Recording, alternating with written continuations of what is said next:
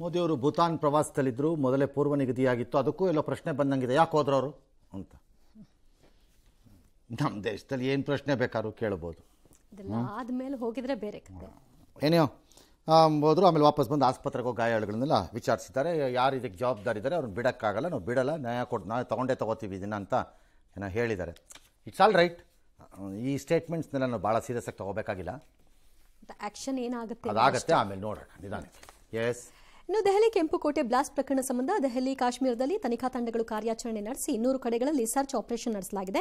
Jamaat A Ismail network ವಿರುದ್ಧ ಕಾರ್ಯಾಚರಣೆ ನಡೆಸಿದ್ದು, ಪುಲ್ವಾಮಾ ವೈದ್ಯರ ಮನೆ, ಶಂಕಿತರ ಮನೆಗಳಲ್ಲಿ ತನಿಖಾ ತಂಡ ಪರಿಶೀಲನೆ ನಡೆಸಿದೆ. ಈ ವೇಳೆ ಟೆರರ್ ಲಿಂಕ್ ಬಗ್ಗೆ ಕೆಲವೊಂದಷ್ಟು ಮಾಹಿತಿ ಸಿಕ್ಕಿದ್ದು, ಮಹತ್ವದ ದಾಖಲೆಗಳನ್ನು ತನಿಖಾ ತಂಡ ವಶಕ್ಕೆ ಪಡೆದಿದೆ. ಈ ಟೆರರ್ ಡಾಕ್ಟರ್ಸ್ ಉಗ್ರ ಕೃತ್ಯಕ್ಕೆ ಪ್ಲಾನ್ ಮಾಡಲೆಂದೇ ವಾಟ್ಸ್ಆಪ್ ಗ್ರೂಪ್ ಕೂಡ ಮಾಡಿಕೊಂಡಿದ್ರು. ಇದರಲ್ಲಿ ಸಂಚು, ಟಾರ್ಗೆಟ್, ಅನುಷ್ಠಾನದ ಬಗ್ಗೆ ಚರ್ಚೆಯನ್ನು ನಡೆಸಲಾಗ್ತಿತ್ತು ಅನ್ನೋದು ಗೊತ್ತಾಗಿದೆ. ಜೊತೆಗೆ ಘಜ್ವಾತ್ ಉಲ್ ಹಿಂದ್ ಪರಿಕಲ್ಪನೆಯ ಮೂಲಕ ಭಾರತದ ವಿರುದ್ಧ ಯುದ್ಧ ಮಾಡಬೇಕು ಅನ್ನೋದು ಈ ಗ್ಯಾಂಗ್ನ ಪ್ಲಾನ್ ಆಗಿತ್ತು ಅನ್ನೋ ಶಂಕೆ. 1000 ಜನ ಈ ಥರದ್ದು ಪ್ಲಾನ್ ಹಾಕಿದ್ದಾರೆ. ಭಾರತದ ಮೇಲೆ ಯುದ್ಧ ಮಾಡಬೇಕು ಅಂದಿದ್ದಾರೆ, ಭಾರತ ಮುಗಿಸೇ ಬಿಡ್ತೀವಿ ಅಂದಿದ್ದಾರೆ, ಹಿಂದೂ ರಾಷ್ಟ್ರ ತೆಗೆದು 150 ವರ್ಷದಲ್ಲಿ ಮುಸ್ಲಿಂ ರಾಷ್ಟ್ರ ಮಾಡ್ತೀವಿ ಅಂತ ಹೇಳಿದ್ದಾರೆ. ಎಕ್ಸೆಪ್ಟ್ ಸಿದ್ದರಾಮಯ್ಯ, ಉಳಿದವ್ರಿಗೆಲ್ಲ ಗೊತ್ತು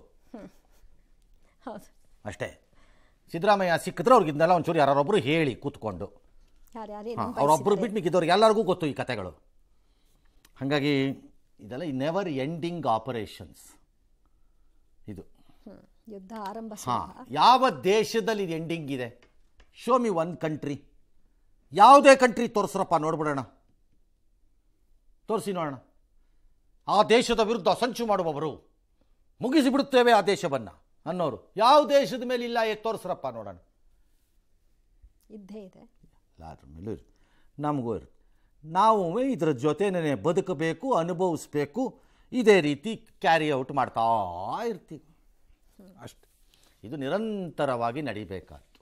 ಹೇಗೆ ಹ್ಯಾಂಡಲ್ ಮಾಡ್ತಾ ಹೋಗ್ತೀವಿ ಅಷ್ಟೇ. ಕೆಂಪುಕೋಟೆ ಬಳಿ ಬ್ಲಾಸ್ಟ್ ಪ್ರಕರಣದಲ್ಲಿ ಉಗ್ರ ದಾಳಿಗೆ ಪಟ್ಟಿಗೆ ಸೇರ್ಕೊಂಡಿದೆಯಲ್ಲ ಒಂದು ಕರಾಳವಾದ ಅದಕ್ಕೆ ದಾಳಿಗಳ ಆಯಿತು. ಇದಕ್ಕೆ ಸೂಕ್ತ ಸಮಯ ಕಾಯ್ತಾ ಇದೆಯಂತೆ ಭಾರತ ಉತ್ತರ ಕೊಡೋಕ್ಕೆ. ಕೆಲವೆಲ್ಲ ಓವರ್ ಎಕ್ಸೈಟೆಡ್ ಸ್ಟೇಟ್ಮೆಂಟ್ಗಳು ಅಂತ ಅನಿಸುತ್ತೆ ನನಗೆ. ಸೂಕ್ತ ಸಮಯ ಕಾಯುತ್ತಿದೆ ಪ್ರತಿಕಾರ ಕೊಡಲು. ಅದೇನು ಕ್ರಿಕೆಟಲ್ಲಿ ಬೌಲರು ಬ್ಯಾಟ್ಸ್ಮನ್ ಮಧ್ಯೆ ನಡೆಯೋ ಜಗಳ ಅನ್ಕೊಂಡಿದ್ದೀರಾ? ಹೆಂಗೆ ಅವನೊಂದು ಬೌನ್ಸರ್ ಹಾಕಿದ ತಕ್ಷಣ ಅವನು ನಿಮಗೆ ಗುರಾಯಿಸ್ ನೋಡಿ ನೆಕ್ಸ್ಟ್ ಬಾಲಲ್ಲಿ 6 ಹೊಡೆಯೋಕ್ಕೆ. ಇವೆಲ್ಲ ಇದಕ್ಕೆಲ್ಲ ಲಾರ್ಜರ್ ಪರ್ಸ್ಪೆಕ್ಟಿವ್ ಇರುತ್ತೆ, ರಾಮಿಫಿಕೇಷನ್ಸ್ ಇರುತ್ತೆ. ಕಾಯಬೇಕು ತಾಳ್ಮೆಯಿಂದ, ಅದಕ್ಕೆ ಬೇಕಾದ ತಯಾರಿಗಳನ್ನು ಮಾಡ್ಕೋಬೇಕು. ಎಲ್ಲಿ ಹೊಡೆದ್ರೆ ಮುಟ್ಟು ನೋಡ್ಕೋಬೇಕು, ಅಲ್ಲಿಗೆ ಹೊಡಿಬೇಕು. ಆವಾಗ ಇದೇನು ಹುಡುಗಾಟನ ಇದು? ಏನೋ ಗುರಾಯಿಸ್ತೀಯಾ? ನಾನು ಗುರಾಯಿಸ್ತೀನಿ ಅಂತನಕ್ಕೆ ಇದೇನು ಅದು ಅಂದ್ಕೊಂಡಿದ್ದಾರೆ? ಹೆಂಗದು? ನಮ್ಮ ದೇಶದಲ್ಲಂತೂ ಇತ್ತೀಚೆಗೆ ಇದೆಲ್ಲ ಜಾಸ್ತಿ ಆಗೋಗಿದೆ. ತುಂಬ ಕೇವಲವಾಗಿ ಲೈಟ್ ಟಾಕಿಂಗ್, ಸೀರಿಯಸ್ನೆಸ್ಸೇ ಇರಲ್ಲ. ಅದೆಲ್ಲ ಹಂಗೆ ನಡೆಯಲ್ಲ, ನಡೆಯೋಕ್ಕಾಗಲ್ಲ. ಸರಿ, ಸಿಂಧೂರ ಮೂಲಕ ಪ್ರತಿಕಾರ ತಗೊಂಡಿತ್ತು. ಆಪರೇಷನ್ ಸಿಂಧೂರ್ ಪುಲ್ವಾಮಾಗೂ ಈಗ ನಡೆದಿರೋದಕ್ಕೂ ಕಂಪೇರ್ ಮಾಡಬೇಡಿ, ಎರಡೂ ಡಿಫರೆಂಟ್. ಅದು ನಡೆದ ರೀತಿನೂ ಬೇರೆ, ಎರಡೂ ಬೇರೆ ಬೇರೆ. ಹಿಂದೂಗಳನ್ನ ಟಾರ್ಗೆಟ್ ಮಾಡಿದ. ಎಸ್. ಈ ಹಿಂದೆ ಪಾಕಿಸ್ತಾನದ ಅಲ್ಲಿ ಪಾಕ್ನ ಪತ್ರಕರ್ತ ಇರೋ ತಾಹಾ ಸಿದ್ದಿಕಿ ಅಂತ, ಇದ್ರಲ್ಲಿ ಪಾಕಿಸ್ತಾನದ ಕೈವಾಡ ರೀ, ಇಸ್ಲಾಮಾಬಾದಲ್ಲೂ ಆಯಿತು ಡೆಲ್ಲಿಲೂ ಆಯಿತು, ಎರಡೂ ಅವರೇ ಮಾಡಿರೋದು ಅಂತ ನಾನು ಇದನ್ನು ಫಸ್ಟ್ ಡೇನೇ ಹೇಳಿದೆ. ಅವ್ರ ಪಾತ್ರ ಇಲ್ಲದೆ ಏನು ಅಲ್ಲ, they want to divert. Pakistan army ಇನ್ನೇನು ಎಡ್ಜಲ್ಲಿದ್ದಂಗಿದೆ ಆ ದೇಶನ ಕಂಟ್ರೋಲಿಗೆ ತಗೊಳ್ಳೋದ್ರಲ್ಲಿ. ಆ ಕಂಟ್ರೋಲಿಗೆ ತಗೊಳ್ಳೋಂಥ ಮಹಾರಾಕ್ಷಸ ಮೂರ್ಖ ಕಚ್ಚಡ ಅನ್ನೋನು ಅವನು ಮುನೀರ್. ಶಹಬಾಜ್ ಶರೀಫ್ ಜೈಲಿಗೆ ಹೋದ್ರೆ ನನಗೇನೂ ಆಶ್ಚರ್ಯ ಇಲ್ಲ. ಅವನಿಗೊಬ್ಬ ಯಾರೋ ಗುಂಡು ಹೊಡೆದ್ರೆ ನನಗೆ ಇನ್ನೂ ಆಶ್ಚರ್ಯ ಇಲ್ಲ. ಏನೂ ಇಲ್ಲ, ಜೋಕರ್ ಅವನು ಈ ಸದ್ಯಕ್ಕಲ್ಲಿ. ಹಾಗಾಗಿ ಪಾಕಿಸ್ತಾನದ ಆರ್ಮಿ ಹಲವಾರು ದಿಕ್ಕುಗಳಿಂದ ದಾಳಿನ ಎದುರಿಸ್ತಾ ಇದೆ. ಸಿವಿಲಿಯನ್ ಗೌರ್ನಮೆಂಟ್ ಅಲ್ಲ, ಶಹಬಾಜ್ ಶರೀಫ್ ಸರ್ಕಾರ ಅಲ್ಲ ಅದನ್ನು ಎದುರಿಸ್ತಾ ಇರೋದು. ಖೈಬರ್ ಪಖ್ತೂನ್ವಾನಲ್ಲಾಗಲಿ ಅಥವಾ ಅಫ್ಘಾನಿಸ್ತಾನ್ ಬಾರ್ಡರ್ನಲ್ಲಾಗಲಿ ಆ ಕಡೆಯಿಂದಾಗಲಿ ಎಲ್ಲಿಂದ ಅಲ್ಲ, ಅಥವಾ ಪಠಾಣ್ ಇದ್ರದ್ದು ಆರ್ಮಿಯಿಂದಾಗಲಿ ಬಲೂಚಿಸ್ತಾನಿಂದಾಗಲಿ. ಅದು ಸರ್ಕಾರದ ಸಮಸ್ಯೆ ಅಲ್ಲ, ಅದು ಆರ್ಮಿ ಸಮಸ್ಯೆ. ಹಾಗಾಗಿ army wants to diverts it attention. ಪಾಕಿಸ್ತಾನಕ್ಕೆ ಮದ್ದು ಗೊತ್ತಿರೋದು ಒಂದೇ ಅಟೆನ್ಷನ್ ಡೈವರ್ಟ್ ಮಾಡೋಕ್ಕೆ, ಅದು ಇಂಡಿಯಾ ಮೇಲೆ ಏನಾರು ಎತ್ತಾಕೋದು, ಮಜಾ ನೋಡೋದು, ಸುಮ್ಮನೆ ಒಂದು ಗುಂಡು ಹೊಡೆದು ಬಿಡೋದು, ಸುಮ್ಮನೆ ಒಂದು ಬಾಂಬ್ ಹಾಕ್ಬಿಡೋದು. ಹೀಗೆ ಇದು ಮುಂದುವರಿದ ಭಾಗ ಇದ್ದರೂ ನನಗೇನು ಆಶ್ಚರ್ಯ ಇಲ್ಲ ಇಶ್ಯೂ ಡೈವರ್ಟ್ ಮಾಡೋದು ಸಪೋರ್ಟಲ್ಲಿ. ಆಲ್ ರೈಟ್, ಇದೆಲ್ಲ ಪಾಕಿಸ್ತಾನ ಭಾಗ ಅಂತ ಅವರೆಲ್ಲ ಹೇಳಿದ್ದಾರೆ, ಎಲ್ಲ ತನಿಖೆ ಮಾಡ್ತಿದ್ದಾರೆ. ಅದು ಯಾರ ಭಾಗನಾದರೂ ಆಗಲಿ, ನಮಗೆಲ್ಲ ಗೊತ್ತು ಪಾಕಿಸ್ತಾನದ ಪಾತ್ರ ಏನು ಅಂತ. ಇಂಡಿಯಾ ಒಂದು ತೀರ್ಮಾನಕ್ಕೆ ಬರಬೇಕು ನನ್ನ ಪ್ರಕಾರ. ಒಸಾಮಾ ಬಿನ್ ಲಾಡನ್ನು ಅಮೆರಿಕ ಮೇಲೆ ದಾಳಿ ಮಾಡಿ ತಲೆ ಮರೆಸ್ಕೊಂಡು ಹೋದ ಮೇಲೆ ಅಮೆರಿಕ ಒಂದು ತನ್ನ ಇಂಟೆನ್ಷನನ್ನು ಡಿಕ್ಲೇರ್ ಮಾಡ್ತು. ಅವನು ಎಲ್ಲರೂ ಇರಲಿ, ಬಿಲದಲ್ಲಿ ಬೇಕಾದ್ರೆ ಅಡಕೊಂಡಿರಲಿ, ಒಡೆದು ಹೆಕ್ಕಿ ತೆಗೆದು ಜಜ್ಜದೆ ತಲೆ ಅಂತ ಟಾರ್ಗೆಟ್ ಫಿಕ್ಸ್ ಆಗಿತ್ತು. ಅವನು ಎಲ್ಲರೂ ಇರಲಿ, ಅದನ್ನೇ ಅವ್ರು ಮಾಡಿದ್ದುವೆ. ವಿಮಾನ ತಗೊಂಬಂದರು, ಹೆಲಿಕಾಪ್ಟ್ರಲ್ಲಿ ಬಂದು ನುಗ್ಗಿ ಪಾಕಿಸ್ತಾನದೊಳಗಡೆ ಒಡೆದು ಖಾಲಿ ಮಾಡಿಬಿಟ್ಟು ಹೋದ್ರತ್ಲ ಕಡೆಗೆ. ಆ ಪಾಕಿಸ್ತಾನ ಎಂಬಂತಹ ದರಿದ್ರ ದೇಶಕ್ಕೆ ಅದನ್ನು ಪ್ರೊಟೆಸ್ಟ್ ಮಾಡೋ ತಾಕತ್ತು ಇರಲಿಲ್ಲ. ನಮ್ಮ ಮೇಲೆ ಹೆಂಗೆ ಮಾಡಿಬಿಡ್ತೀವಿ, ನಮ್ಮ ಹತ್ರ ನ್ಯೂಕ್ಲಿಯರ್ ವೆಪನ್ ಇದೆ ಅಂತ ಬುರ್ಡೆ ಬಿಡ್ತಾರಲ್ಲ ಈ ದೇಶದವರು ಭಿಕ್ಷುಕರು, ಅವ್ರ ಮೇಲೆ ಒಂದು ಮಾತಾಡೋಕ್ಕಾಗಲಿಲ್ಲ. ಇಸ್ರೇಲು ಡಿಕ್ಲೇರ್ ಮಾಡ್ತು ಯಾರ್ಯಾರು ಆ್ಯಂಟಿ ಇಸ್ರೇಲ್ ಇದ್ದಾರೆ, ಪರ್ಟಿಕ್ಯುಲರ್ಲಿ ಇರಾನ್ನವರಾಗಿರ್ಬೋದು, ಹಿಜ್ಬುಲ್ಲಾನವರಾಗಿರ್ಬೋದು, ಹಮಾಸ್ನವರಾಗಿರ್ಬೋದು, ಇರೋ ಕಡೆಲೇ ಹೊಡಿತೀವಿ ಇವ್ರಿಗೆ ಅಂತ. ಅದೇ ಮಾಡಿದ್ದವ್ರು. Soleimani the intelligence head of the Iraq internal ಇಂಟೆಲಿಜೆನ್ಸಲ್ಲಿ, which is equal to Mossad in Iran ಸೈಡಲ್ಲಿ, ನಿಲ್ಲಿಸ್ಕೊಂಡು ಹೊಡೆದ್ರು ಅವರು. ದೇಶದಲ್ಲೇ ಹೊಡೆದ್ರು ಅವರು. ಇರಾನ್ನಲ್ಲಿ ಮೀಟಿಂಗ್ ನಡೆಸ್ತಾ ಇದ್ದಂತಹ ಹಮಾಸ್ನ ಲೀಡರ್ಶಿಪ್ಪನ್ನು ಅಲ್ಲೇ ಹೊಡೆದ್ರು. ನಾವು we should declare India, we have crossed that stage. ಈ ಅದೇನು ಅಜರ್ರು, ಮಜರ್ರು, ಪಜರ್ರು, ಗಜರ್ರು, ಯಾವ್ಯಾವ ಇವೆಯಲ್ಲಪ್ಪ ಒಂದಷ್ಟು ಪಟ್ಟಿಗಳಲ್ಲಿ. ವಿ ಶುಡ್ ಡಿಕ್ಲೇರ್, ಎಲ್ಲರೂ ಇರಿ, ಹೊಡಿತೀವಿ. ಅದರಲ್ಲಿ ಯಾವ ನಾಚಿಕೆನೂ ಇರ್ಕೂಡ್ದು.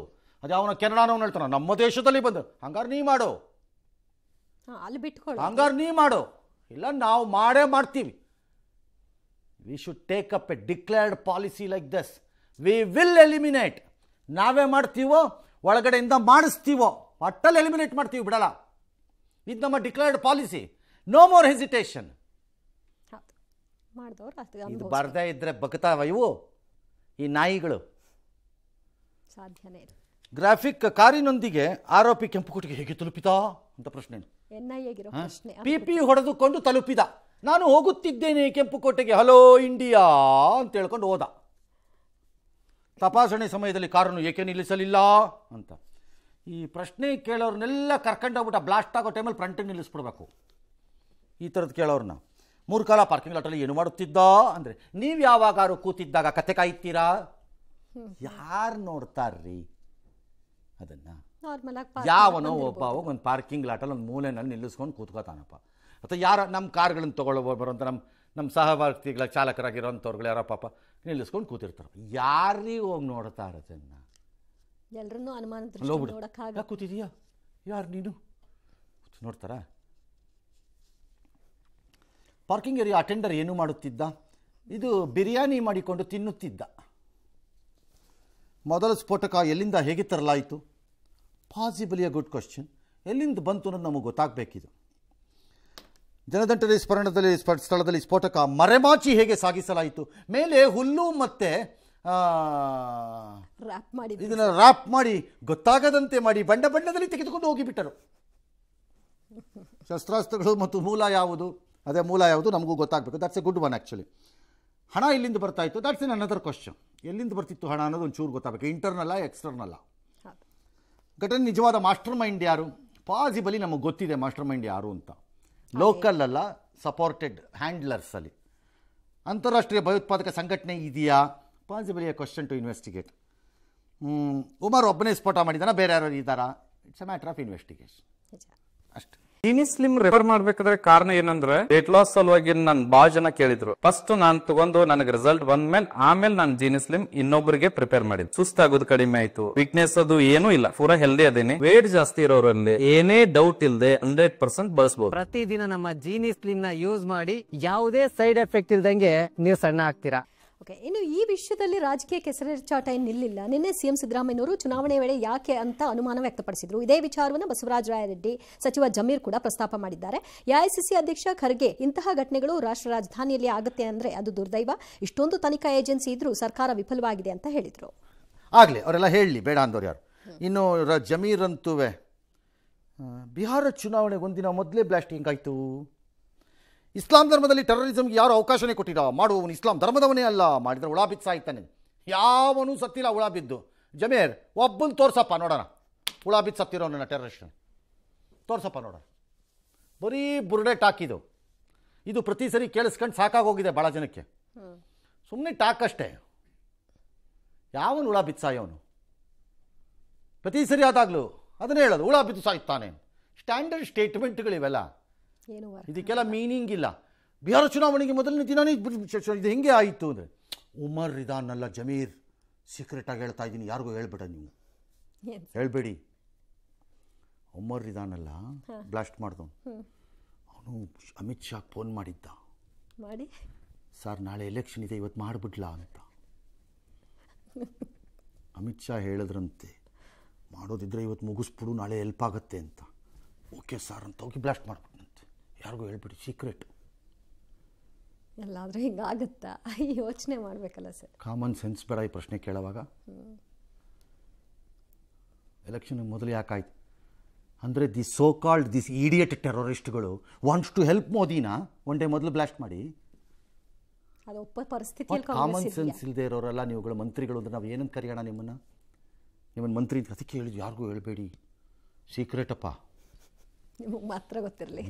ಅಮಿತ್ ಶಾಗೆ ರಿಂಗು. ಖರ್ಗೆ ಅವರು, ಇದು ರಾಷ್ಟ್ರದ ರಾಜಧಾನಿಯಲ್ಲೇ ನಡೆದಿದೆ, ಹಿಂಗಾದರೆ ಹೀಗೆ ಎಷ್ಟೊಂದು ಏಜೆನ್ಸಿ.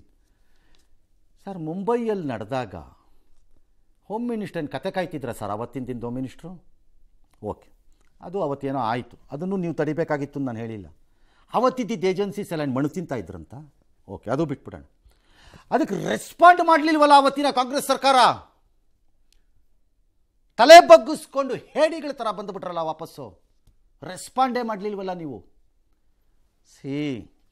ಈ ದೇಶದ ದೊಡ್ಡ ರಾಜಕಾರಣಿಗಳು ಅಂತ ಕರೆಸ್ಕೊಳ್ಳೋರು ಸಾಮಾನ್ಯ ಜ್ಞಾನ, ಕಾಮನ್ ಸೆನ್ಸು, ಇದು ಯಾರ ಟೈಮಲ್ಲಿ ಬೇಕಾದ್ರೂ ಆಗಬೇಕಾದದ್ದಿದು.